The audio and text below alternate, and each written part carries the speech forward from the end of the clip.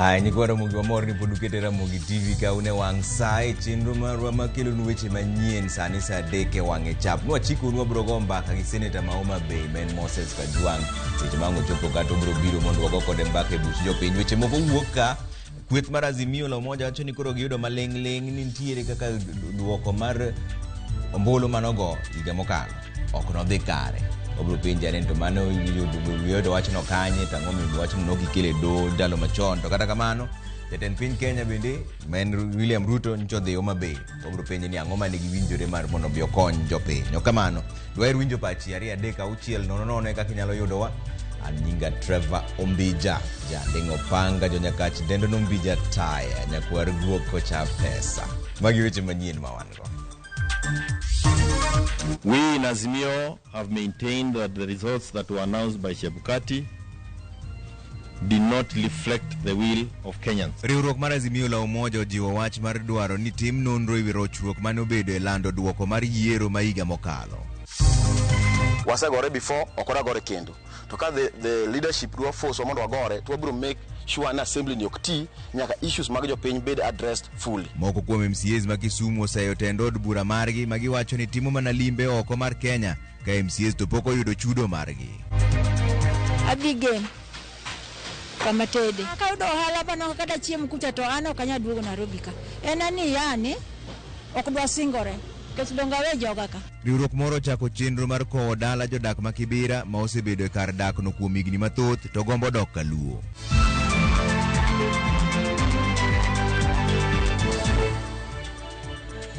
Ero kamano kuom keto RAMOGITV ka jaloko marwa en Belinda Dhiambo ma nyargi. Mochaka ni weche manyien ma be mbaka mobro goyo gi Senator bang'e eni kweth mar Azimio la Umoja orwako paro mar jatend piny Kenya William Ruto mar chugo aput moyiedhi mar nono gigo manotimore tarik 15 dwe mar 8 higa mokalo e kinde lendo mar duoko mar yiero mar tend piny kamoro mar Bomas of Kenya. Ma biro kinde ma jagoro maduong' mar duond bura mar Jubilee Jeremiah Kioni ma en achiel kuom jokanyo mag Azimio yango ni giseyudo nonro ni ogai mar Azimio men Raila Odinga ne yudo loch e yiero maduong' mokalo. Chris Owino miyo ler mar wachni. Dweche 6 bang' yiero maduong' mokalo, kweth mar Azimio oyango ni gin kod nonro manyiso ni ogai margi Raila Odinga ne obedo jaloch e yiero maduong' mar tend piny tarik 9 dwe mar 8 higa mokalo. Magi weche mane owach kod jagoro maduong' mar duond bura mar Jubilee Jeremiah Kioni ma bende en achiel kuom jokanyo mag Azimio e romo mare kod jofwamb weche e buore Nairobi. We in Azimio have maintained that the results that were announced by Chebukati did not reflect the will of Kenyans. We have maintained that there was manipulation, there was leaking, and what was eventually presented to Kenyans and produced the name of Samoei Ruto was far from the truth. Magi timore kinde ma kweth machielo mar Azimio orwako paro ma jatend piny William Ruto mar chugo aput moyiedhi mar nono gigo mane otimore kar romo mar Bomas of Kenya chieng' lando duoko ma yiero mar tend piny tarik 15 dwe mar 8 higa mokalo. The formation of that commission of inquiry, because we support that. We also have a lot of questions about the happenings prior to the announcement of the results. We know what Chebukati did. We also have some evidence that we would want to present, but we can't present it in such an informal setting. We want to be able to present it before a commission of inquiry or investigative authorities that can actually do something about it. And, finally, we hope that the president himself will appear before that public commission of inquiry to present whatever evidence that he has, as he was speaking about those things yesterday. I think the best thing that the president can do, instead of putting the country into an electioneering mood on a daily basis, is for him to move and establish a commission of inquiry. Let us inquire on what happened during the election process, and we can even date it back to the last election. People are glorifying Chebukati as if he's a saint, and we know he is not. We know the kind of things that he's capable of doing or that he has been able to do. And now all these things will come out to light. What we know is that Kenyans, had a different view on the way the election was going to go. Jomano wange kanisa wadangi ni jomage mano wango jogo mondo tuegi. Jomano negi wadangi ni jomage mano negi joma notimo gino mondo twegi. Kwaya kanyo joma nonego Musando mondo twe. Joma nonego bebi pendo gi jo Kenya manotho bendo twe. Kwaya kanyo kokwa chopo kumwantieni. Odogo kendo explain wani ang'o momiyo no defend Chebukati kabisa. To joma othoka to kongi wechegi. Family gi poko penjo kata ni dhiga nade kaka jatend jopiny. Mabiro ndalo achiel kende tok jatend piny Dr. William Ruto e nyasi mar goyo oriti ne jakom ma IEBC Wafula Chebukati owacho ni ne nitiere chenro mar lal kod ngima Wafula Chebukati poni ne ok oyie mar loko duoko mag yiero mar tend piny kaka moko kuom jodito e piny owacho mokalo ne dwaro. We also know that there was a direct attempt to abduct Wafula Chebukati and murder him so that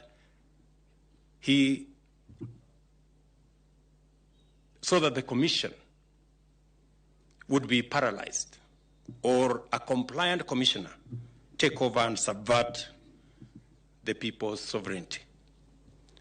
It was a hard, cold, and lonely time. The threats were dire. The promised rewards very lavish, and the pressure relentless. Kata kamano, weche jatend piny kod Azimio ewi yiero gi pod onge korgi kandalo ariyo gi osedhienyore ni en bawo wach koni kod kocha. E kinde nyasi mar goyo ne oriti, Wafula Chebukati ne okwa jatend piny mondo chuga put moyedhi mar nono gigo mane otimore Bomas of Kenya chieng' lando duoko mag yiero mar tend piny kaka yo mar tieko wang' teko kaachiel gi kelo lokruok e weche mag yiero. Kweth mar Azimio kata kamano singo mar biro golo ler mathoth ewi kaka ne okwalo ombulu mag Raila Odinga e yiero mokalo ka Raila oseduogo e pacho kae kowuok e piny Afrika ma milambo. A comprehensive statement will be issued by our party leader and the others that you have already seen with us in Azimio. And I ask that you take time also, go through the report. We will summarize it for you. But this is a very sad moment for us as a country. Chris Owino, Ramogi TV, Nairobi. Kwadhi mbele ni grup jower kata kwaya mane kweyo wijo Kenya gi wende kane iriwo ombulu kendo lando duoko mar yiero Bomas of Kenya higa mokalo koro golo ywak ni nyaka sani pok ochulgi. Kaka jofwambo marwa Joyce Odur lero, jokwaya go wacho ni pok giyudo ler ewi chudo margi nyaka sani.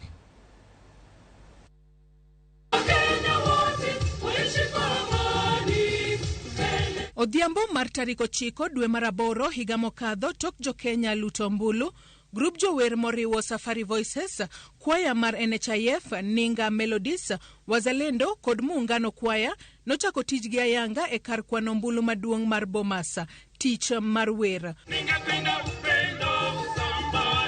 Wende mane giwero ka gijiwo jo Kenya obed kod horuok ka girito duoko mag yiero, ahinya to mago mag jaloch e kom ten piny Kenya. Iwi kachiel mower go Bomas of Kenya anyalo wacho ni ne en gima ber mokalo nikech kata ni na chiedh nade ng'eny kabisa, lakini wan kaka jower gi ng'uono mar Nyasaye manomiyowa gi chuny motegno ne wamedo wer kabisa kwa keto piny obed gu kwe kata doko ni weche nene tek kendo ni waketo piny gu kwe nyaka daka mogik. E kinde mane duoko mag ombulu medo donjo Bomas kowuok e gwenge mopogore opogore, liet ne medore to chuny ji bende likore. Kata kamano, podi ne gidhi mbele kod wer.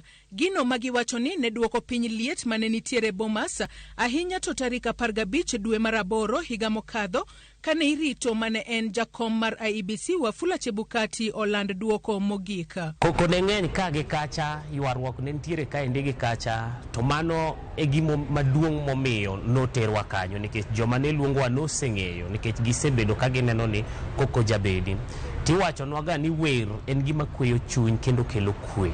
Emomiyo noluongwa kacha kaka jokwaya mondo mi wadhwa ket wer mondo mi seche makoko nyalo bedo to wan wakelo horuok mar chuny kokalo kuom wer. To ne joma ne neno yiero no ni neno kabisa ka samora mora makoko ne nitie kwaya ne wer kadhi malo matin tiyudo ka ne ntiere kwe moro dok piny matin. Kata obedo ni ne gimako kama duong' mar hoyo jo Kenya kod wer, noluongi kanyo e yor tich ma ok wera wera nono. Wane wadhi kacha kaka jower ne provide service iyor wer. Tiyor wer ni noluongwa kanyo mondo wati tijno. To ng'ama noluongo ng'e maber ni chudo nyako chudi. Koro ne wadhi kana wawe lakini dhi cholowa. Kata kamano, dweche 6 koro tok timo tich matek mar wer nyaka otieno, grubno mar jower pok oyudo chudo margi. Adieri mar wach ne nyaka sani pok ochulowa. Kendo kata kipenja ne nonego chulwa pesa di ok ang'eyo. But gima duong' mane wang'eyo kata kaluwore ni noluonga tich. To mano en tija. Koro nyaka to ne chulwa. To nonyiswa ni nitiere muda matok kane wasewer manonego wakaw machalo wige 2 kama mondo mi chudo marwa obi kuom tich mane watiyo nikech wan be ne wan mana achiel kuom service providers kama ne tiyo kanyo endo. Ng'ama ne ng'iwa Chebukati koro ok office godlange te ng'amodong' kuro mabung'en ni watiyo tich maber mondo mi wan wang' kata na chak gi sukari watedi nyithiwa i udio. Nogogo erokamano baba ni wer bomas to nikelnwa skari bo madho gichak. Gikwayo jogo mane omiyogi orak mar dhi wer Bomas of Kenya mondo yie ochulgi kaluwore ni kokalo e wer ema moko kuomgi yude yuto margi mapile ka pile. Ote mara kuom jok manene oluongowa mondo wawer en ni akwayogi kama magintie ni mondo ging'en tich mwatiyo ni chal kaka tich margi mabe gitiyo ka gidhi office chakre ok tich nyaka 5. Wan marwa waonge kwa dhi office wa en wer. Kora kwaya jok mawosika uchulwa gung'wono to ka onge bende wachna onge mondo wang'e ni onge chunywa mondo aye. Kung'iyo kaka nwa sacrifice, it is high time un bende utim koru mondo mi un bende uchulwa, wambe chunyo kweni ni watiyo tich maler, utiyo koru kodwa maber kaka jok nikech waduto wan jo Kenya mondo mi ng'at ka ng'ato omor koda tije. Mwalimu Thomas Wasonga ma en coordinator mar grube jowergo mane waloso godo e yor simu to wacho ni lokruok e sirikal ema okelo deko e chudo mar kwaya mane ower Bomas kendo singo mar luwo ndach wach chudo mar kwaya no juma manyien kosewuok e dich ma entiere godo pacho gi e kinde ni. Wapi makofi. Joyce Oduor, Ramogi TV, Nairobi. Kwa kanyo ni manen jakom duol makedo kod mibadhi pacho kae EACC Bishop Eliud Wabukala odhi retire bang' higni 6 e apisi. E kinde wuok mare Wabukala nopedho report mar kaka duol mar EACC osekedo gi mibadhi e pacho kae. Ndi report ma opedho en mano mar higa mar 2021 2022 malero ni duolno osereso aguch Kenya kendo duoko mwandu mane oyaki e yor mibadhi. Walter Nyambaga miyo lero. Bang' tieko higni 6 apisi kaka jakom duol mar EACC, Bishop mar kanisa Anglican Dr. Eliud Wabukala wuok e apisi kendo dhi retire bang' tieko thuolo mar apisi makedo kod mibadhi pachoka. Wabukala ne ogwel kod jatend piny machon Uhuru Kenyatta kendo chamo ng'wa mar apisi tarik 23 dwe mar 1 higa 2017. Kaka jadolo ne odirore apisi mar rakruok kod jomibadhi to kod lethe mag yudo mwandu e yono mayot ma ok gichwero luya. Jo Kenya noneno Wabukala kaka jal ma ok nyal to moko to nojiwe mondo ban ng'ut sati. I want to assure Your Excellency that EACC is stable with a strategic focus on asset recovery, law enforcement, education and awareness for people to understand that with the corruption, all the things that we have talked about in the finances and whatever we want to collect will not help us. Kapok owuok e PC, Wabukala nyogolo report mare molero kenge mosego e yor kedo kod mibadhi pachoka. Report mar EACC ma 2021 to kod 2022 magikawe ng'ai mar reso mwandu maromo $940,000 e kendo chwalo ng'ur mag mibadhi 17 do mageng'o lal mag omenda maromo $968 kod buche 33 mag mibadhi manedhi wito omenda maromo $11.2. Wabukala koni EACC ne ogeng'o ne angoke manedhi lal kod lo mapangani maromo $2.5 e lipodno oyango ni EACC bende ne omako mwandu mane en gavana machon ma Kiambu Ferdinand Waititu kaluchore kod mwandu maromo $1.9 to kod Medusa Christopher Chepkut e county ma Bomet bende ne ondhi kod mwandu mag mibadhi maromo $1.1. E duol mar IBC bende ochwalo ng'ur maromo 24 e do magero ni mondo duoki kod Nicholas Owino ma en jalup jata tije migawo mar lope Benson Mutete mwandu ne bende ichich gone ne ok oyude yono maler to kata mana gavana ma Murang'a Mwangi wa Iria to kod omenda maromo milion 542 duolno bende dwaro lere wi pesa maromo milion 531 mar Albana Swambua mane en jakanye board mar county ma Machakos. Duolno koni nonro maromo 457 dhi nyime kama romo 154 to osechwal ni apisi mar jomin buche pachoka. EACC bende okoni ne gidino ne chudo mag tenda mag mibadhi mane dhi lal kod omenda maromo milion 1.4 loso teko stima county ma Baringo. Eka bende EACC nogoyo gono chudo mag mwandu moko magalagala ute mag jela county ma Nairobi. Kama romo milion 372 bende ne ondhi ka idwa chulo yono mokler gedo mar osiptal manyasani county ma Kisumu. Ote mar jatatije maduong' ka EACC Twalim Barak opako tich makare mar jadolo wa Bukala kuom higni 6 mosetieko apisi kendo tielo ni Eliud Wabukala oweyo duol motegno man kod chia makare to kendo mani achiel. Dr. Wabukala koni odhi yweyo kao ng'ayi ni otiyo tich malong'o kendo mong'ith ka ojiwo jal mabiro kao kare mondo be jachia kod ratiro e tije. My term ends today and at the commission I was specifically placed there to bring stability. There was a lot of turnover at that commission, and in one effort to do that, we helped to stagger the entry of these commissioners in stages. Walter Nyambaga, Ramogi TV. Moko kuom jood bura mag kaunti ma Kisumo owuok tung' mosuo kod tend od burano ma giywak ni oketogi tenge kendo pok ochulogi omenda magi mambalang' kanyakla kod dwaro mamoko kaka okumba mar thieth kod hola mag nyiewo nyamburko bende. Millicent Adhiambo miyowa ler mathoth e wachni. E alwora mar od bura, moko kuom MCAs donjo ka gin kod ichwang' e wi mano magiwacho ni tend od bura oketogi e mudho. Ok wabiyie mondo issues mag Kisumu County odhi marach. Ok odwa kelo lweny mana ka members wa osewacho e assembly ka. Wasegore before, ok odwa kendo. To ka the leadership dwa force mondo wagore, to wabiro make sure na assembly ni okti nyaka issues mag jopiny bed addressed fully. Leadership kotel negi oraro oluong kamkunji communication margi is poor. We need communication. Kiko luorwa to wach mang'wech moringo oko go ok bikonyo. Let us come together, we work together. This assembly ok wadware lweny. Wan ka mar tiyo ne jopiny. MCS Gomani owuok tung' mosuo gi tend od bura ma Kisumu motelie kod speaker Elisha Oraro ka giwacho ni gisedeko kapok giyudo omenda gi mabalang' ka jotendgi to bago kendo yuoro e rombe oko mar Kenya. Ok ti kod wabere Kisumu County Assembly nikech nyaka ne wadhi Mombasa mane chulwa allowances. Up to now MCS te ywak ni pod ok ochulgi allowances ma wuoth magidhiye. Wan tiga na nyithindo mwasebedo kwa konyo nitie kata weche mag basari monego bedo addressed at the ward level. Speaker dak mane ndege wakia nitie county assembly moro Namibia kata Malaysia modhi benchmark go mondo kelwa new ideas.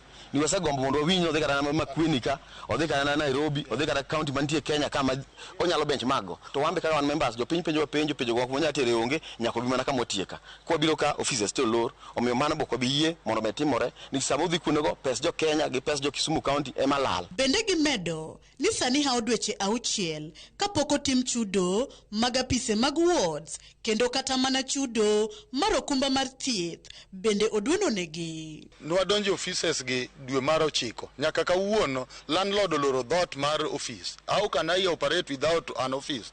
Ward manager na wuotho mane street give briefcase emo savage ka jipogo basari.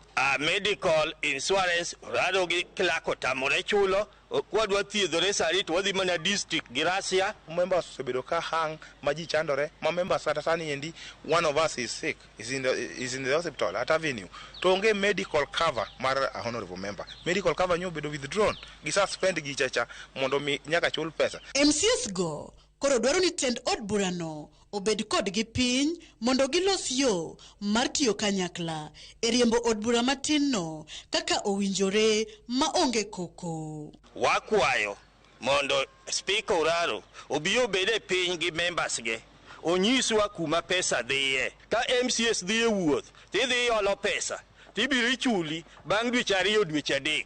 MCS olokore jukwecho e Kisumu County to wan jotelo. We are in a democratic world where oyiene ng'ato mondo tim gimoro maber at the right time. But ka koro Uraro timo gimotimoni, to koro dhi extreme. So nyaka ubed oko mobuo gi members mondo kony members ni members gi bende nigi joma pidho, members gi bende nigi joma girito, members gi bende nigi joma gikonyo, members gi they need some other services mana kaka leadership matire katimo. Omiyo wakwadho leadership ne we are warning them kendo wanyiso ni kok gichulo pesa this week gi next week ma offices ochul to assembly ni ok bi yaw nyaka make sure ni clear gi the landlords gin jo biashara manie kor gweng' ma wawe gin gon makura ok wanyal yimo gi chandre giseng'ato segero ode wakaode watie to ok chule sani kod weche auchiel. Kweth mar tend od burano kotelnegi kod spika Elisha Oraro manyaka sani nitiere oko mar Kenya to kani otudore kod Ramogi TV e yor ong'we yamo olero ni obiro twak e wi wachno odiochieng' ma gibiro giduogo pacho ka gitieko tiegruok. Millicent Adhiambo, Ramogi TV, Kisumu County. Kwadhi mbele ni doho ma Migori opuodho yiero mar Peter Mijungu kaka MCA ma Kanyamkago Ward. Bernardo Mondi mane ochung' kod duond bura mar ODM yande okwedo yiero mar Mijungu ka gikone to doho wito oko ng'ur makamano. Jafwambo marwa ma Migori George Juma miwa ler mar wachni. Duol ma ochung' ne yiero IBC ne olando Peter Mijungu mane ochung' maonge kod wimbo moro amora kaka jaloch e komno ma wuodo mar West Kanyamkago maidore e subkonto mauriri kane oyombo jochung' mamoko maloyo adek mane laro komni e yiero maduong' ma tarik 9 made mar 8 mar higa ma okalo. Jachung' mar ODM e komni mar wuodo mar West Kanyamkago Bernardo Mondi ne ok oyie kod duoko mar yiero ni kendo ne ochwalo ywak mare e doho ma Migori. Ywak ne ni kata kamano ne owit oko kod doho ma Migori nikech onge mar neno Maoromo. Conclusion, I find that the allegations that the election was not conducted in accordance with the Constitution and the election laws have not been proved. The irregularities and errors established were not of the kind that would impeach the election of the first respondent.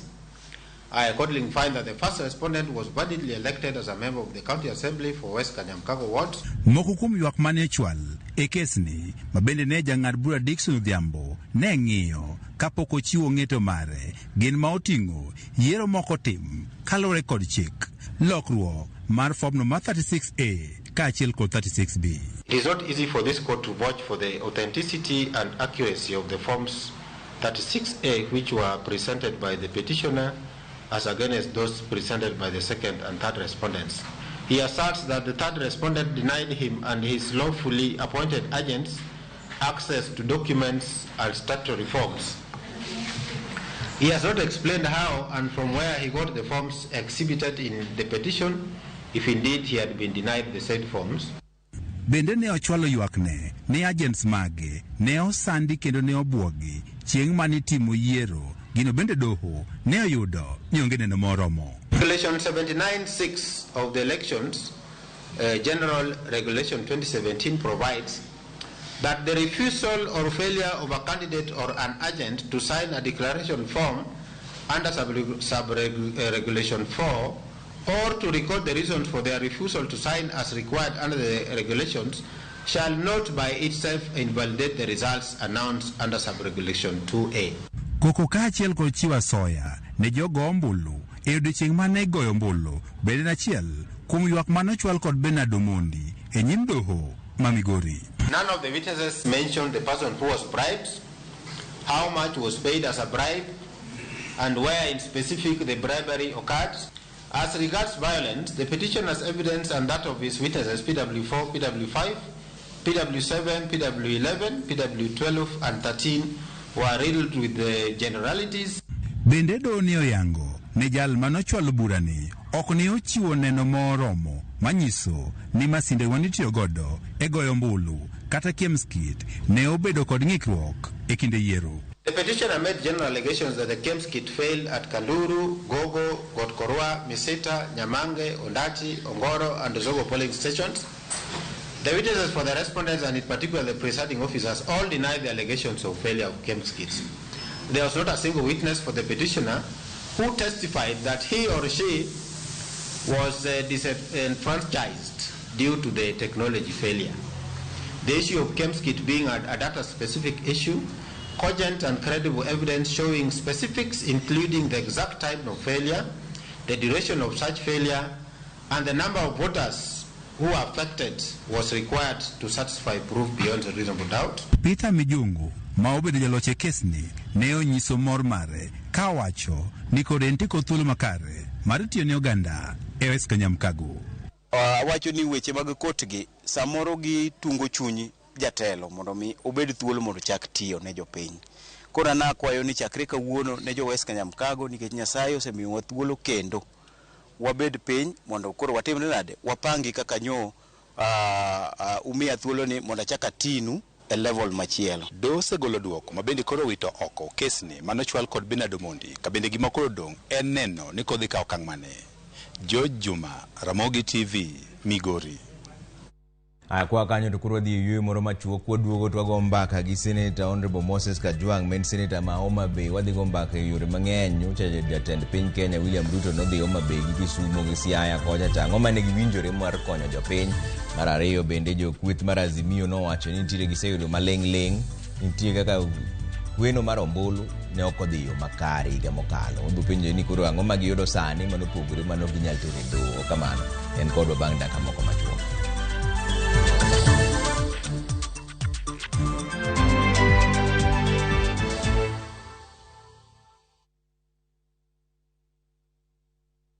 Raundi yatindi ko tigara botaka imanya sai maiga. Hosori enyira nainde embouke gima. Wa? Biore. Ngasai mbia na chorete. Hakino mbogo boli mbai wana ina boli ga. Hozima ta getinya tichi. Karo musachi hoteli yeye. Na erarochi. Ombogo tabu atinde baka. Itarde muntagochi. Otaite somoni yaku. Asenge njusa takiti bosoku. Kurende kende tige ko mutanga kurenda enibo amune amate yaye. Ayo muntako ire kiaraiga. Engo kunere. Tengera ege ticha. Egosori enyeke gima. Yaruri liko aseviu sasa bono.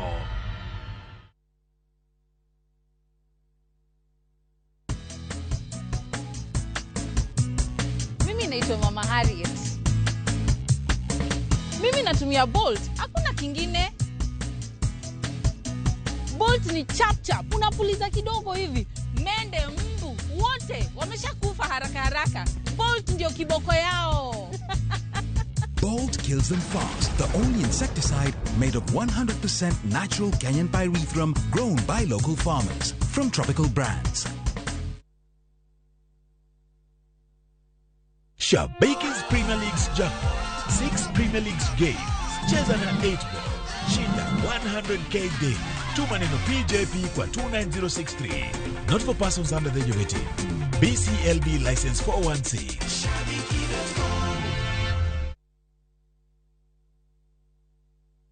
Twende Maju na View Travel. 5 days Dubai or Zanzibar from $600. 5 days Mauritius from $900. 4 days Seychelles from $1,000. 5 days Malaysia from $1,500. 5 days Thailand holiday from $1,100. 5 days Cape Town from $1,000 and Bali. 5 days from $2,200. Call 0703-254-254 or email connect@viewtravel.com. To fly Maju, pop.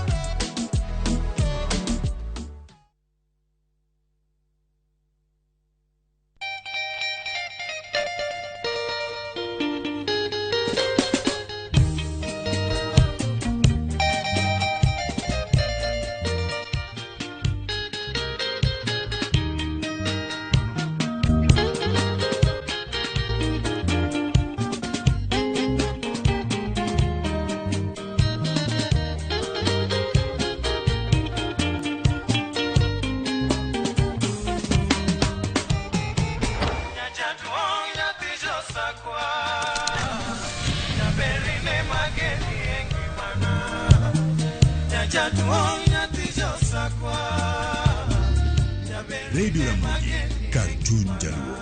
Radio Ramogi.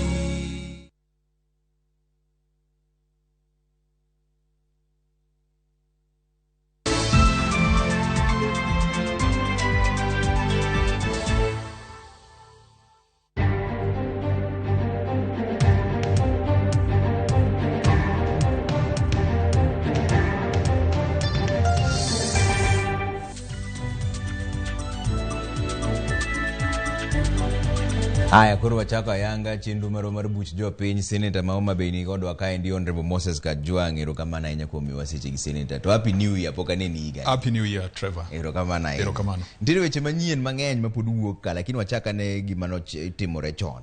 Jatend piny Kenya ma en William Ruto nyocha obiro nyaka Homa Bay.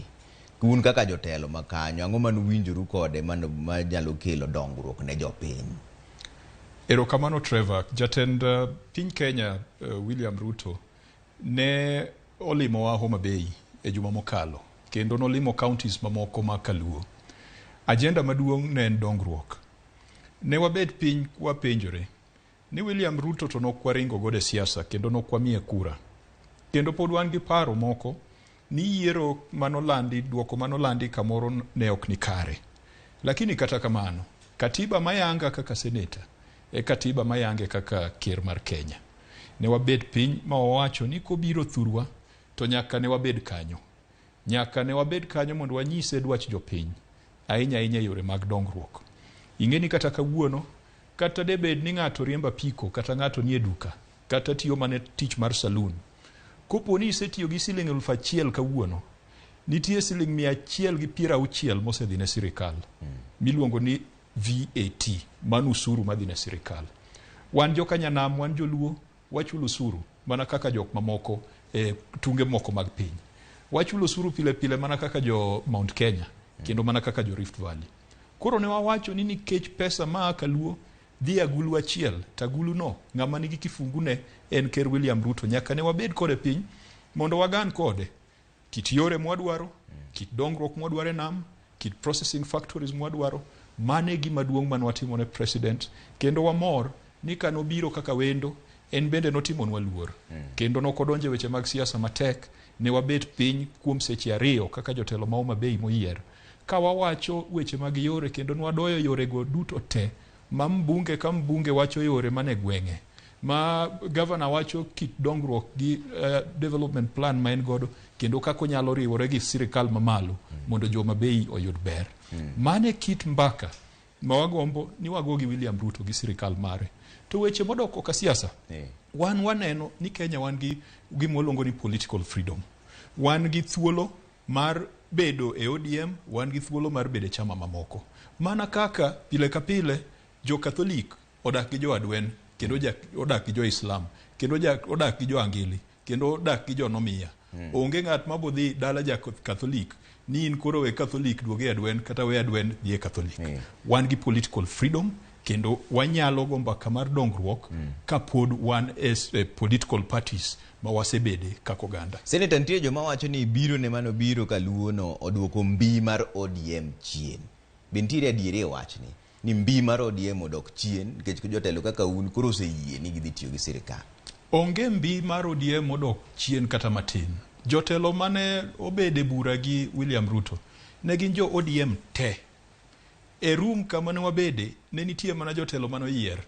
Giduto te, a governor, nyaka women rep, nyaka senator, gi wabunge duto te ma Homa Bay 8 ne gin jotelo moyier gi ODM.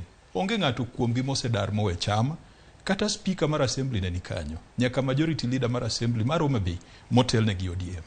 Onge dok chien, mana kaka na wacho ni wane ODM, kendo ng'ato biro wacho ni wuoda Jwang' riambo jo Homa Bay ok ni ODM te. Mana dieri, William Ruto noyudo kura moko matin, mano wacho ni nwamie kapuoyo, to wacho ni noyudo koyieyo. So yes, nitie jok moko Homa Bay maka moro ok subscribe to ideology mar ODM, lakini ng'eny jo Homa Bay gin jo ODM, kendo gin bang' Raila Amolo Odinga, kendo kan warwako William Ruto, nokwarwake ni wadwa dar, nokwarwake ni wadwa loko chama, nokwarwake ni wadwa loko din marwa pod ni kacha. Gimomiyo awacho ni pod wan kar ODM, ni katibed gi dongruok, to onge thuolo, gimwaluongo gi dhongere ni freedom. Dongruok maonge thuolo, dongruok maonge freedom ok nyal terowa mabor.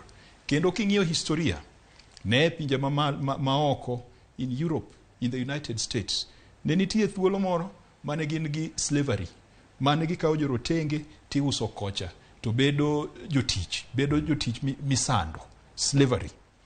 Slavery nogero pinje ka, lakini jogi nikech nok gin thuolo, nok en gima ne nyalo dhi nyime kuom ndalo mang'eny.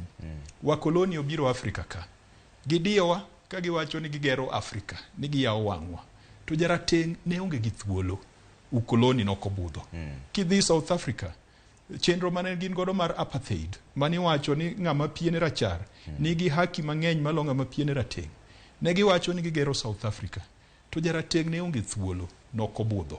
Omiyo Kenya ka bende, kata kwa gombaka mar dongruok, to nyaka wang'i ni jowa ni thuolo, jowa nigi freedom, political freedom, jowa nigi religious freedom, jowa nigi economic freedom, jowa nigi thuolo moko mokete katiba ka, nikech katiba odefine thuolo go te. Mane gima wadwani wang'i, kik wabed gi president, maneno ni nikech onyalo biro mosing ndara, koro nyalo diyou e yore mamoko, modoko ka thuolo maru mar bedo gi chama maru. Ni nikech in gi president ma control agulu mikete usuru, koro nyalo diyou ni koro kik uwuo. Koro nyalo neno ni ochiwo pesa kata ochiwo mwandu e yo moro moko riere tir, omiyo areas mamoko to komi areas mamoko. Omiyo pod wabo bedo duond oganda, ok oganda luo kende, to wabo bedo duond oganda ma Kenya, mondo wane ni kata ka en dongruok, to en dongruok mopim maber. Jaluo ne en ng'ama nigi lony e weche mag pok. Wan ka wadongo, kata ka ne wayengo, ne wang'eyo kaka ipogo agoko. Ne wang'eyo ni ng'ede moko dhi ot maduong', ng'ede moko dhi ot matin, to ot ka ot nyaka ne yudi. Mane kama wadwani wakete William Ruto, ni ot ka ot nyaka bil ng'et mar chiaye kata ringo miluongo ni Kenya ni. Senator, thuolo miwacho ni ema jomoko seyo ni koro kaka jood bura moko ma ODM. Wacho ni ODM koro nyaka gore peksen, mondo ng'iyane ni kanye manodhi marach, to bin telo be koro nyaka loki. Jomoko penjo maratiro ni ODM ni bentie ka Raila Amolo Odinga onge iye. Nikech tie joma wacho ni koro nyaka ugoru peksen, ng'iyane ni to gima dho ngere luongo ni restructuring. Mano be mbaka mosegoye i kindu kanyo ni koro sani wach ni koro chope ng'iende, koro nyaka wang'iyane ni kanye mwatig chungo motegno, kanye mwarep to nyaka loke nang'o. Mano tadieri, mano taparo ni nyaka watim. Kia e yiero kod yombo kata yombi, nyaka ibed piny migo peksen. Nikech kamoro yombo to nitie gweng' moro manigeno ni idhi yude kura mang'eny, tiyudo ka giluoki. Koro nyaka idog chien mipenjri ni to kare ang'o miyo jogweng' cha kana biro ne girwaka gi mor sironyo, to kochopo kar kura to gimiya kapuoyo. Kata wan bende ne wan gi geno gi dhoudi mamoko.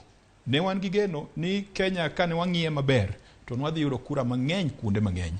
Kata debed ni Chebukati gi jo Venezuela go nokodonje wechegi. Ne wan gi geno moro ni kura manwadhi yudo ne dhi bedo mang'eny, makwale ne dhi bedo matek. Osetimore Kenya ka. Kane Moi okelonwa Uhuru Kenyatta mokwongo higa mar 2002, Kibaki noyombe mabor ma Moi nok nyal tiyo gi rieko moro amora mar kwalo kuracha. Ting'eni ndalo ka Moi ne nigi teko mang'eny, nonyalo loko gigo. Omiyo wan bende nyaka wapenjre ni gima ne wadhi kaoni. Raila Amolo Odinga nowacho ni ochalo ng'ama odhi e dwar moba tong', to tong' ochuo le e thim kocha, to winje bade ni gino ochuo le. Ang'o manotimore maka koro wadhi kuma leno nengo bed ni elo, to wayudo ka ng'at machiele moseting'e. Mano penjo ma nyaka wapenjre. Nitie makosa maka moro wasetimo kaka ODM, nitie makosa ma IBC osetimo, nitie makosa mosiepewa mamoko mane wan godo gigeno kamoro osetimo. Mano nyaka wapenjre. To gima duong', ana paro ni kaka chama nyaka wagore peksen, lakini kaka Kenya bende ana paro ni nyaka waket commission moro mondo wapenjre ni to ang'o momiyo yiero ka yiero weche gi wuok.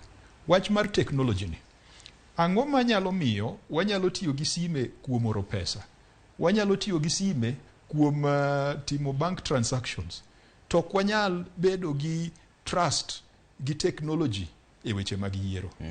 To ken Kenya kende, Trevor, gino timore nyaka Amerika, kata pinje maoko nitie makoro seyo weche mag electronic voting.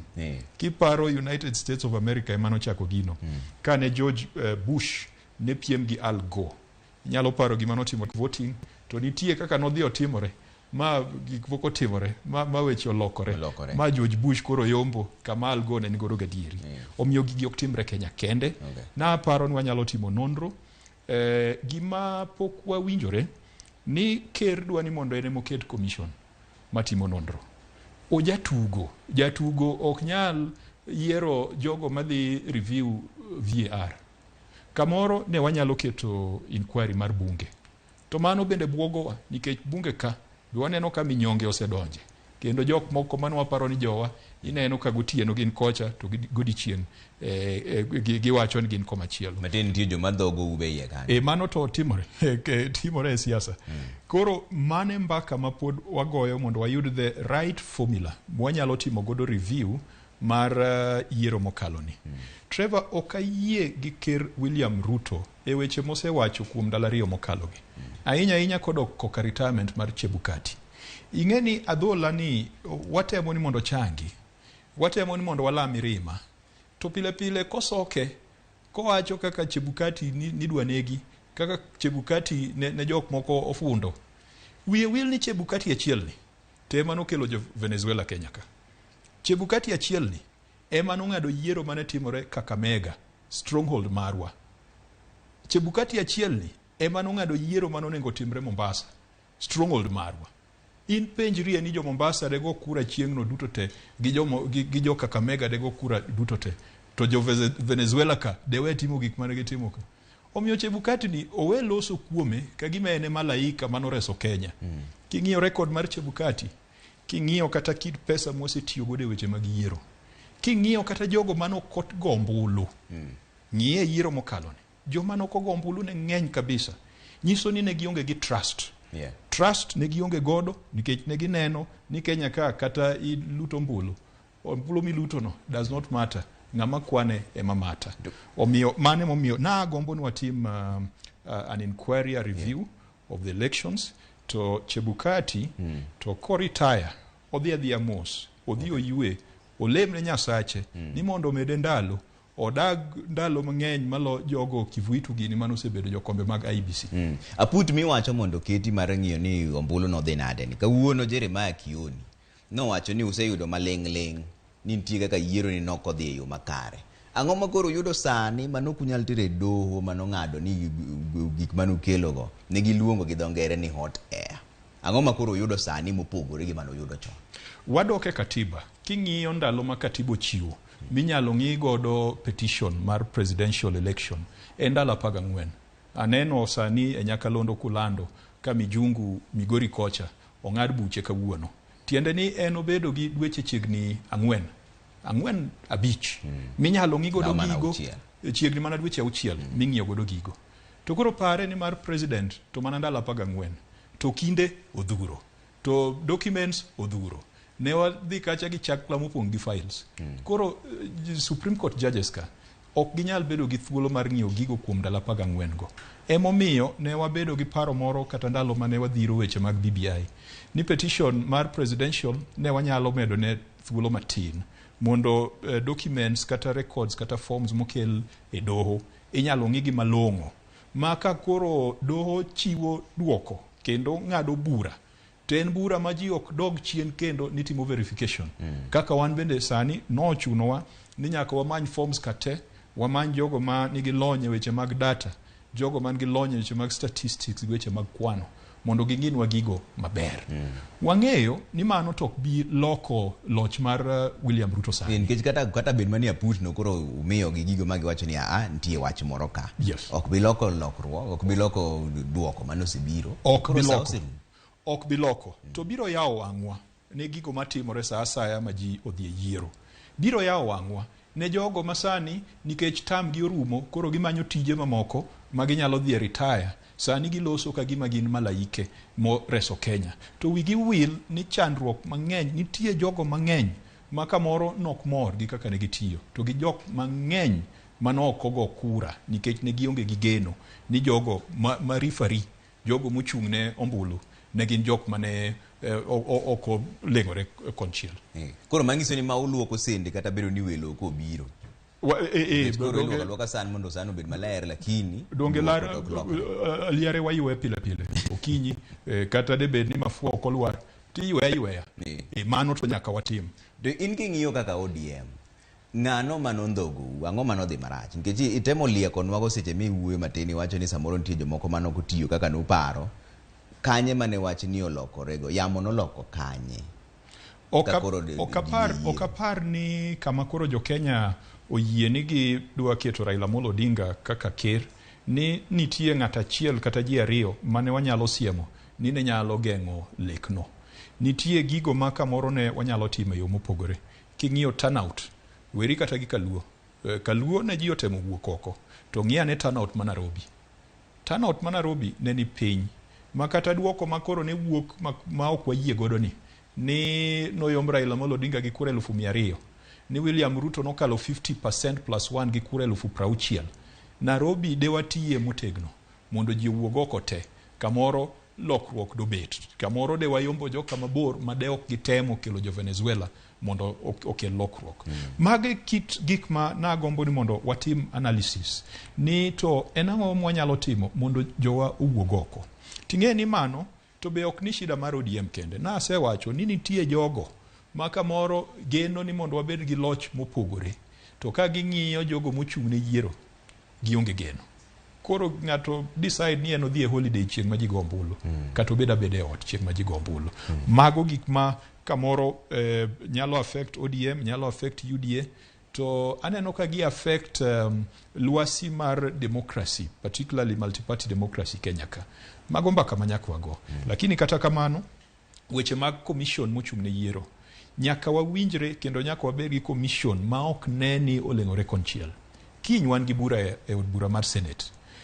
Waneno ka sirikal thung'owa ni walok chik miyiero godo commissioners mag IBC. To wasepenjogi ni to en ang'o matimore kwa loko chik ni kech ok bibede piny. Ka waloko piny ni, kwa loko chik ni, bech chiemo dhi dok piny. Chik ni kwa loko, ema boduoko bech mafuta piny. Giluongo wa special sitting king mondo wabede Senate, mondo wakal chik mamiyo president teko mar yiero jogo madhi yiero commissioners manyien.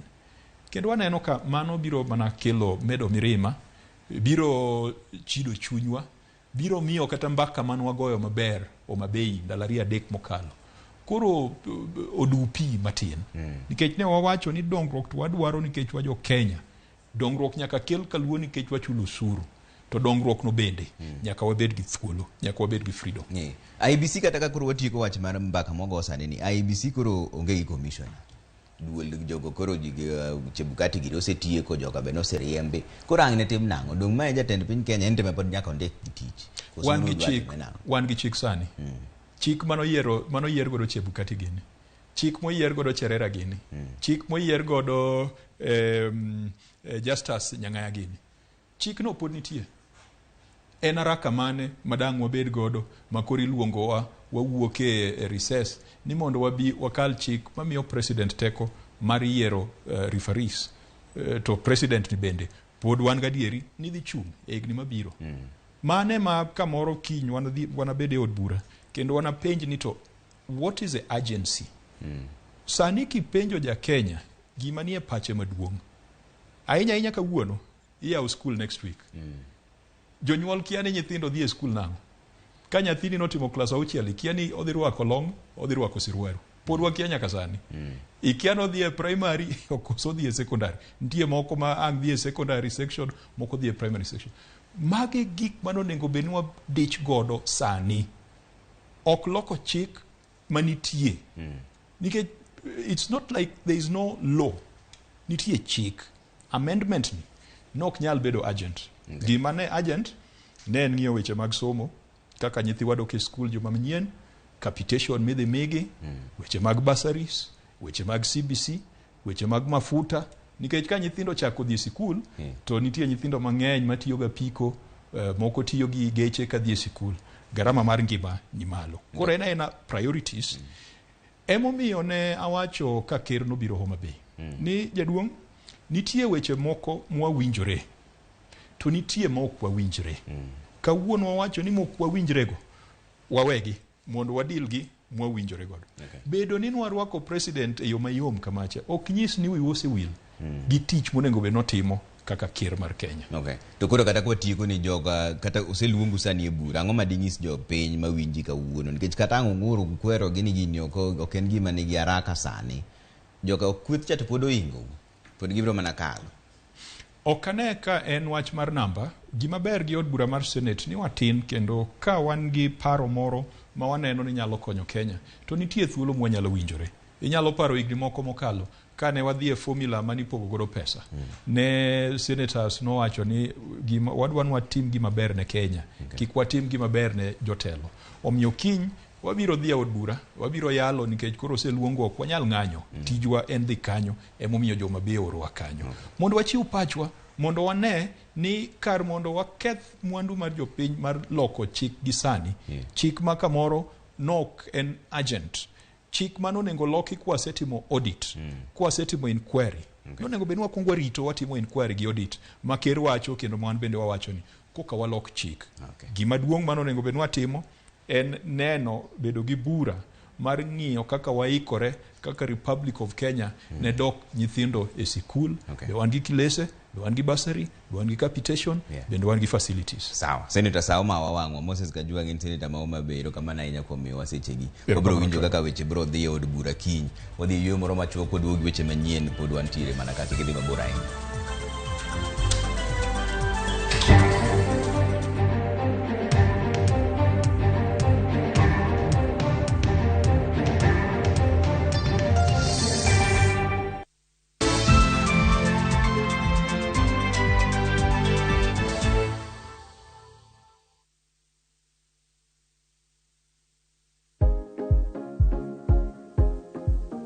En gima wendo ka ilalo yier wiyi maromo e kind 100 nyaka 150 kuom odiochieng' achiel kende. Kik chandi nimar en gima timorega. Jatelo mano biro kae nyoro odwa riwo arus kodi. Hera motwere kidi Lwanda omuoche kind osiepe ariyo. Jiteng'i neno no kende ok nyal romo, wange gi nyaka Miriambo thinyore lela kendo kelo mirima kod lit. Anang'eni do ng'at maber kaka bende anyuola kod osiepe nyalo donjo e kind osiepe ariyogi. Bedi en ok ohera kata matin. Inyalo chopo kanya gi jal ma ihero kiling'ling'. Ne Suresh ni oko, ibende biwadhi. Ng'at mabokendo Pragia, ng'ano nigi hawi. Kik iwe ma ok ineno sigana mar hera motwere mar kumkum Bagia. Ok anyalo yudo yo manyalo wacho nigo ni aheri. Yud chenro mar kumkum Bagia gi dholuo sani koro e View sasa.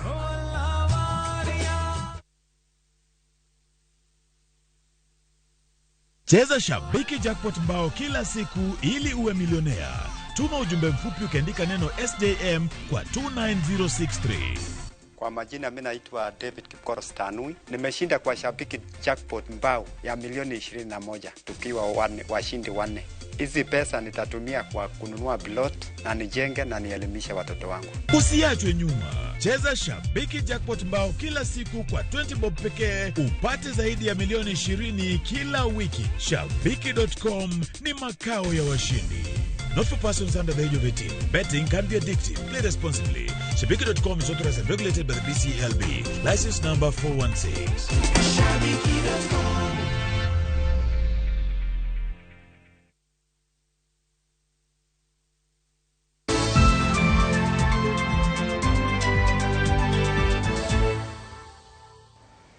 Erokamano kuom kete man Ramogi TV kendo wadhi ane mbele gi chenro marwa ni obila e kaunti ma Mombasa dhi nyime kod timo nonro ewi tho ma apoya mar japuonjre manie hike mar 3 e mbalariany mar Technical University of Mombasa. Ringre rawerano ma jahigni 24 ne oyudi e ot ma odakie manie gweng' ma Kachonjo e kar chung' od bura ma Mvita. George Aoko miwa ler mar wachni. Kod kuyo e mbalariany mar Technical University of Mombasa bang' jopuonjre yango ni achiel kuomgi ne owito ngimane e yo mapok oyangore maler. Japuonjre Masi Munyao ma en jahera mosenindo Gregory Mutinda mane ginyuologo nyathi achiel masani jadwecho 9 koni ne oloso kode seche mag okinyi kodhi attachment to kane omanye bang'e seche mag odhiambo to ok omako simbe. Aliniambia alienda attachment. So kitu kama 5 PM hapo I decided to call him.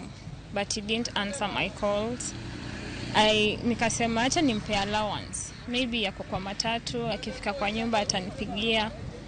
But then 5:30 nikapiga tena. Hakupick. Nikapiga like 3 times, he didn't pick. Nyadendi no mabende nie hike mar adek e mbalariany no koni ne ong'ado mar dhi manye e ode mantiere ka chonjo kuma ne oyudo ka jahera ne olorore e ot to ringre nie dier ot. After kupata padlock nikaangalia kwa dirisha. The house was messy. Everything was, I don't know. The table ilikuwa imeturn, kulikuwa na nguo hapo chini, the briefcase, like nguo, kila kitu tu ilikuwa tu messy. Then at first nilikuwa like, hayuko hapa. So nika assume, maybe he's not here until he'll come. But then akili ingine kaniambia, hebu check again, he might be somewhere. Nikaangalia tena nikamwona amelala kwa floor. Kaluwore gi lipot mar obila ma Makupa, ne giyudo sirenj mani kod yath e bath ringre mosenindo, sum mar nego kute, pala kaachiel kod lewni motimo remo, ka dend mosenindo bende ne ni kod adhonde maricho mag pala. Kelvin Songa en jatend jopuonjre e mbalariany mar TUM makoni masiche mag jopuonjre mawito ngimagi odwa medore ahinya. Tumekuwa na incident nyingi za wanafunzi kujitoa uhai. Si huyu tu, hata juzi tumezika mwingine, msichana mwingine mwenye amejitoa uhai, na visa zingine zimehappen huko nyuma. So tumejaribu kuinterrogate, kufind out nini haswa yenye inaweza kuwa inasumbua wanafunzi, na basically nafikiri ni mawazo, na wanafunzi wengi wako na ile fikra zenye hawawezi ongelesha watu, wako na shida zao za kibinafsi. Tulikuwa tu wazuri, tunaongea, tuko tu sawa. Sunday tulispend na yeye kwa nyumba vizuri, and I didn't hear him tell me that hayuko sawa. So we are even thinking that kama tunaweza kupata watu wa kuongelesha wanafunzi wetu, we are having a plan ya kuwa na mental forums kuweza kuongelesha wanafunzi. I think ni mental health tu zenye wanasafa nazo. Obila ne okawo ringre mosenindo motero e kar kano ringre ma Coast General Mombasa, kuma ibiro timne bero mar yango gima ne okelo tho mare. Polisi tunataka waharakishe uchunguzi because based on the information niliongea na OCS wa Makupa, akaniambia investigation is undergoing to find out what has really caused the immediate demise of our comrade, na tunataka polisi watu waharakishie uchunguzi ku make sure wamebaini nini imefanyika kwa mwanafunzi wetu. Pia sisi tuko wazi na tumejua nini ambayo inafanyika. Investigations are still ongoing, and if it's murder then justice, if it's suicide, rest in peace. Nonro masani ubila timo en mano mar yango koda mosenindo ne okawo ngimane koso en owuon ema ne okawo ngimane. George Aoko, Ramogi TV, Mombasa. Obila timo nonro ewi tho mar jago moro ma jahigni 26 manoyud ringre e ot moro Ugunja e kaunti ma Siaya okinyi ma kawuono. Komanda mar obila mar Ugunja Emmanuel Rono oyango ni ringre jagono noyudi gi jirende kar saa 12 mar okinyi. Tajiri mar jagono monindo no to oyango ni osebedo ka oywago wich bar kod rem mar kor kuom kinde malach, ka odiechieng' manyoro to nyoko nyiso rem mora mora kanyo. Ringre jagono oter e kar kano ringre ma Mbira sub county korito bero.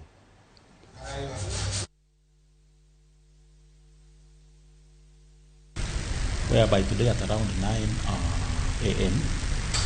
One Kelvin Odwor, a businessman within Ugunja town, reported to Ugunja police station that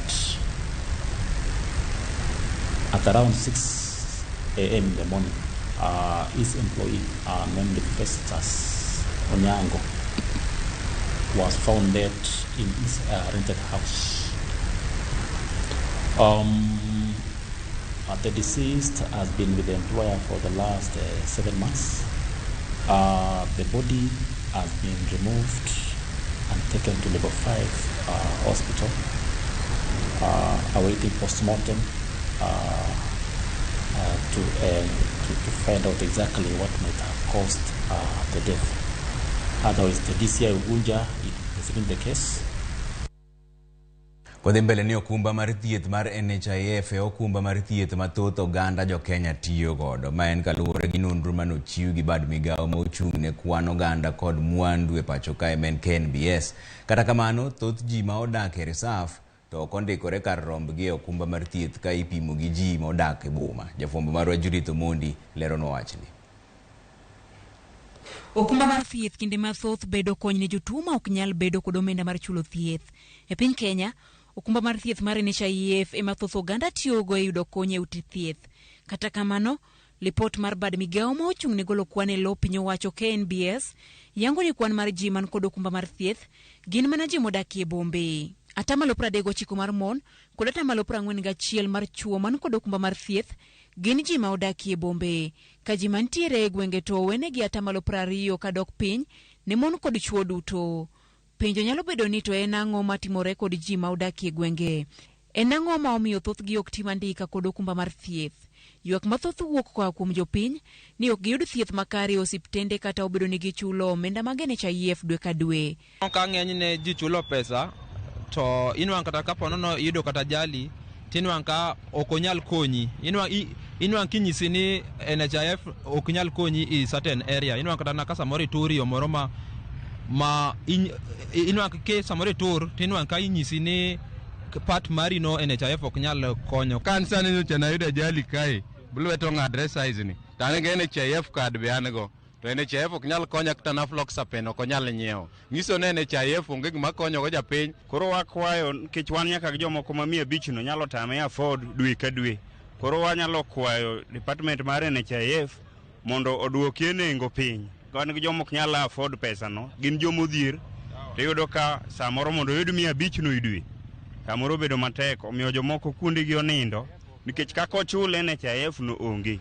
Moko kuom jodak e kaunti ma Nyandarua bende okwayo piny owacho mondo los aput mabiro choko pach jopiny e wi omenda ma owinjo jopiny ochul ne okumba mar thieth mar NHIF. Tunaomba mtukufu rais aingilie kati na kuwa na task force ambayo itamulika shida ambazo NHIF iko nazo ambazo zinafanya isipatia wananchi huduma vile inavyotakiwa. Kaparo moko bende ichwalo kod ji machulo okumba mar thieth kaka NHIF to ok tigo e yudo thieth.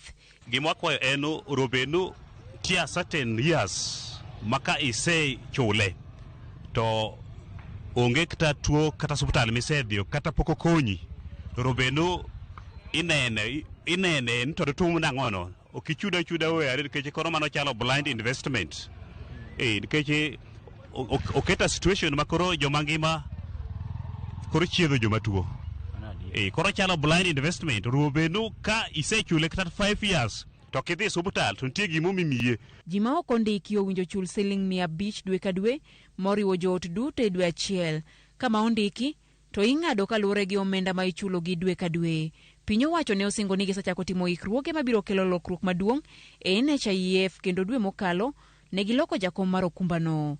Penjo en ni bende telo manyien biro kod lokruoge manyien makelo dongruok kod ngima. Judith Omondi, Ramogi TV. Kwa dhi mbele ni kwan mar rowere manyiri ma mako ich ka kinde gi pod odok piny nyaka e atamalo mar 15 kawuok e atamalo mar 18. To kata kamano counties kaka Samburu, Homa Bay kod Migori gine moko kuom gwenge ma pod ni kod kwan mamalo manyiri ma gamo iye ma owew. Simpro Sokinda miwaler mar wachni. Lipodno mar higa 2022 manyo gol odiochieng' manyoro kod bad migao mochung' ne kwan oganda. Kenya National Bureau of Statistics onyiso chal mar kwan rowere manitiere kind higni 15 kod 19 mamako iye moiw. Lipondo bende lero matut ewi moko kuom gigo maluoro iye ma oiw e kind rowere ma pachoka. E pachoka duto atamalo 15 mar nyiri osemako iye.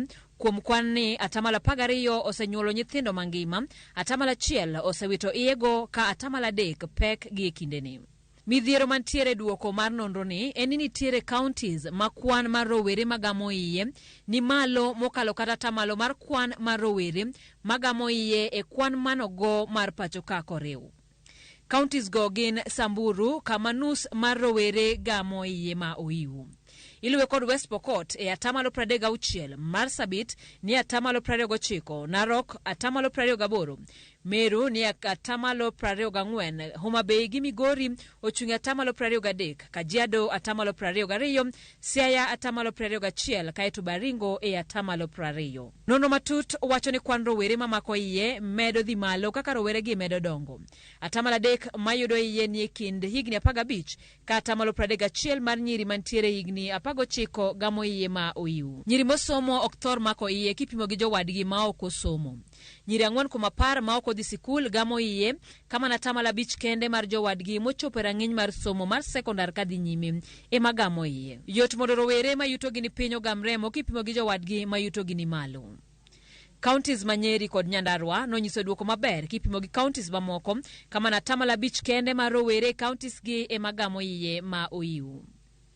Lipod ni nyiso ni counties kaka Samburu, Siaya, Migori, Homa Bay kod mamoko onego ket siniani e neno ni nyithindo manyiri ochimore tir gi somo kendo yudo puonj moromo e wi yore mag geng'o gamo remo kapod gitindo. Simfros Okinda, Ramogi TV. Wadhi mbele ni moko kuom jodak ma Kibira ma osedak kanyo kuom higni mathoth koro nyalo buonjo bang' riwruok moro ma iluongo ni Natural Capital Trust chako chenro mar kowo gi dala kaluwore gi dwaro margi. Riwruogno wacho ni okang' mar duoko oganda pacho en yor loko ngimagi kendo tieko chan ma osemakogi kuom higni duto ma gisedak kapango. To kaka jafwambo marwa ma en Eric Owenga lero, jogo ma iduoko pacho bende ikonyo chako ngima makare kaluwo.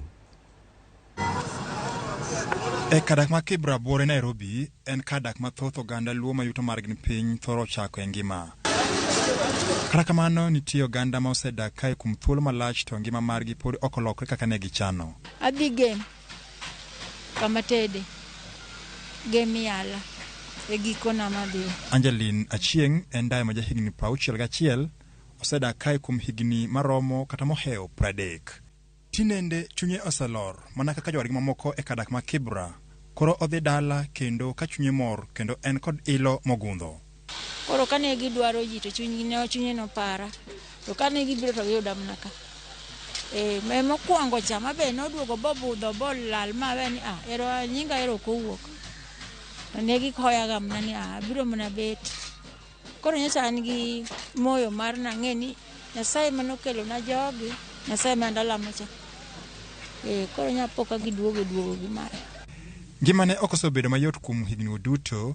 Osegombo kaka onyalo dok dala kama ne onyuome game e county ma Siaya. Kony mane wawinjo idhi gedni bas kose gedni imi pesa ohala mindiko mineno kanyalo dhi kanyo.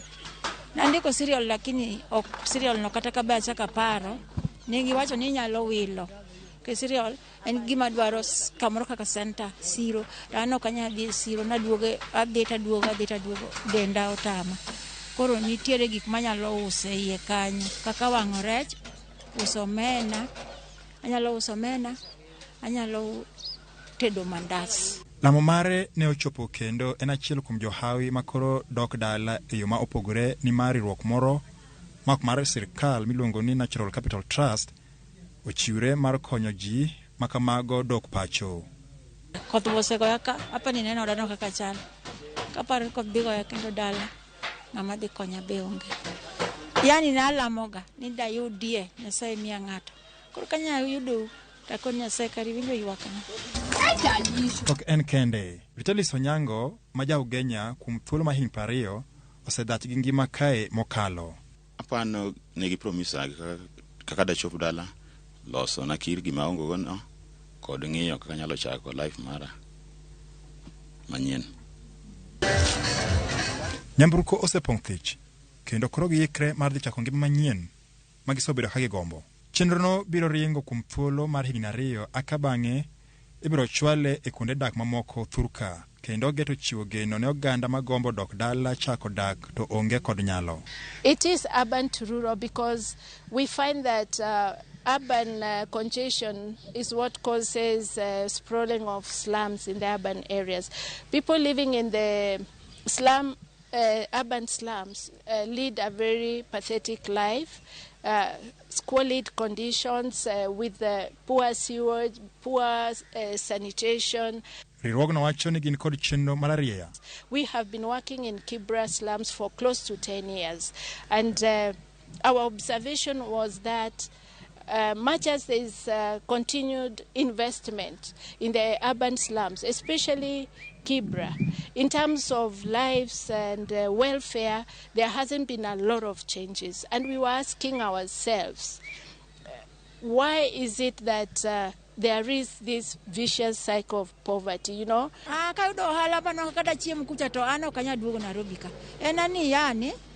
ok dwa singore kech donga we joga ka mano kora wuotho ni abiro limo ge kata gimoro ke to kaduog ni kata kiosk aduogo uso ka kapar ka ikra maduogo kech ka benda seda ke mang'eny to ngewa faida ohala maogo. Familia maromo 14 madhi pacho kawuono gin moko kuom 36 mane ok odala higa mokalo dwe mar 9 ka koro gipuoyo chenro makoro miyo gi fung'ruok ni. Adhi Siaya Sembo. Asedak Nairobi higni 20 koro aneno ka Nairobi oromo dok dala. Ago erokamano ne mradi ni kuom wuoknwa oko mondo giduokwa dala.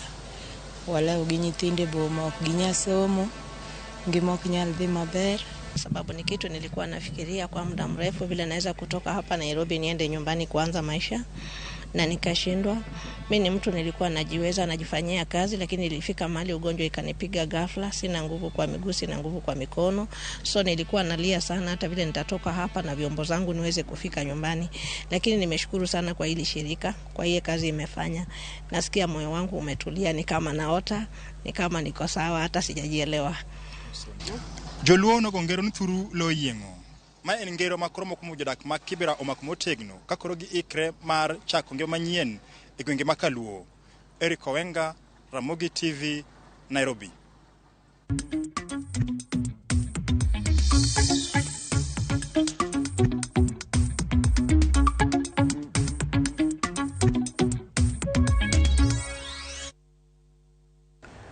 Wadonjane weche mag ohala ni bad migao mochung' ne rango rang'eny mar mwandu e pacho kaendi men KEBS oseketo kidienje mag nonro ma ibiro tim ne mwandu mag GMO ma ichano kele pacho kaendi. KEBS bende osechuogo laboratory ma ibiro tigo de puodho chiemb GMO madonjo Kenya ka. Jagoro mongirore migao mar dongruok mar kembe Juma Mukwana oyango ni piny owacho oseketo tudruok makare gi jolony mowuok e pinje mopogore opogore mondo ne ni mwandu mag GMO go odonje Kenya ka to kobedo gi midhiero mora mora ne jo Kenya.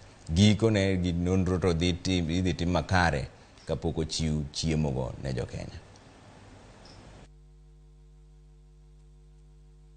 The future of this country is for us to promote small and micro enterprises that are doing small business to actually grow. I lived and worked in the US. And people there are actually eating GMO food. And their life expectancy, my brother, for women is 82 years. And for men is 81. Our life expectancy here is quite low. On the issue of GMOs, KEBS has established a laboratory for that purpose. That has been there, and we invite you to actually pay a visit to that laboratory. And we have developed a number of standards. Kambi loso simbe mag ong'we yamo mar Tecno yango simbe manyien kido mag Phantom X2, Phantom X2 Pro kachiel gi Phantom X2 5G. Magi gin kido mag simbe mag Tecno manyien molose rang'eny mamalo. Sim mar Phantom X2 Pro ni kod wang' dede 4 molose lony masani.